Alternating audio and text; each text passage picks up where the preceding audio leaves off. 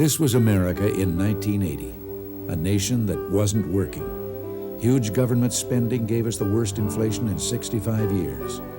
Interest rates were at an all-time high. The elderly were being priced out of their homes, and people were losing faith in the American dream. So, we rolled up our sleeves and showed that working together, there's nothing we Americans can't do. Today, inflation is down, interest rates are down. We've created 6.5 million new jobs. Americans are working again, and so is America. If the dream that built America is to be preserved, we must not waste the genius of one mind, the strength of one body, or the spirit of one soul. Now it's all coming together. With our beloved nation at peace, we're in the midst of a springtime of hope for America. Greatness lies ahead of us.